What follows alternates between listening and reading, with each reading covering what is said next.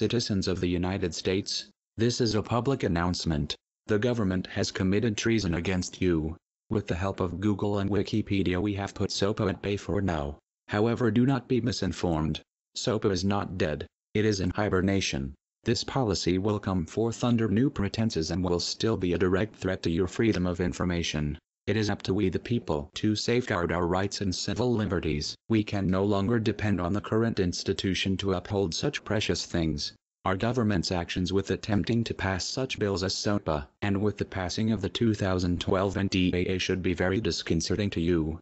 If it is not apparent unto you the attempts the United States government has made to suppress its citizens, then you need to wake up. We the people gave power to this institution, the very institution that has not only failed us, but robbed us. It is time we exercise our powers.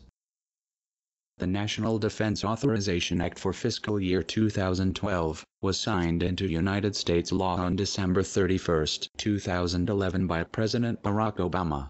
Upon reading it, one will be flooded with the requests for funds to only support projects that further a war-driven country.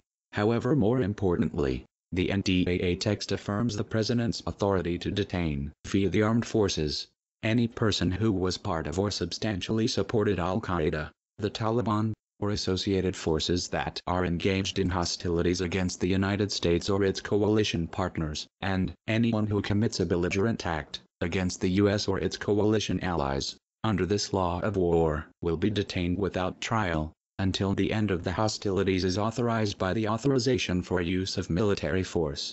Note that a belligerent act is not properly defined throughout the duration of the act. The text authorizes trial by military tribunal, or transfer to the custody or control of the person's country of origin, or transfer to any other foreign country, or any other foreign entity. What this means is that through this declaration of martial law, Obama no longer needs congressional support to declare war. Furthermore, it gives the military the ability to detain, imprison, torture and even kill any target they deem to be a threat, even United States citizens. That's right, even you. This negates your natural-born rights to habeas corpus, the right to plead the Fifth, and even your right to a fair trial. People of America, you have two choices. You can either fight this law that infringes upon our Bill of Rights and our Constitution, or you can lie down and take it. The choice is yours and yours alone. The first is best. While we cannot force the American people to protest, we must tell them that this law will strip away any rights they think they have, including, but not limited to, freedom of speech, freedom of press, freedom to access information, and the right to protest, assemble, and bear arms. Take action. Occupying is no longer enough. Get involved. With the help of organizations such as the ACLU and others, we the people can get supportive backing to bring this to the Supreme Court. Call 212-549-2500 to contact ACLU.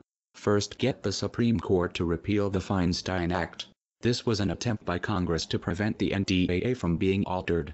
After this demand is met, inquire the Supreme Court to repeal Sections 1030 and 1031 of the 2012 NDAA, on the grounds that it is unconstitutional. While you are at it, use the handy Wikipedia tool to contact your local representatives and tell them where exactly you stand on the NDAA. Together we will conquer corruption. We the people are united as one, divided by zero. Fear us. We are anonymous. We are legion. We never forget corruption. We never forget betrayal. Expect us. To the United States government, you should have expected us.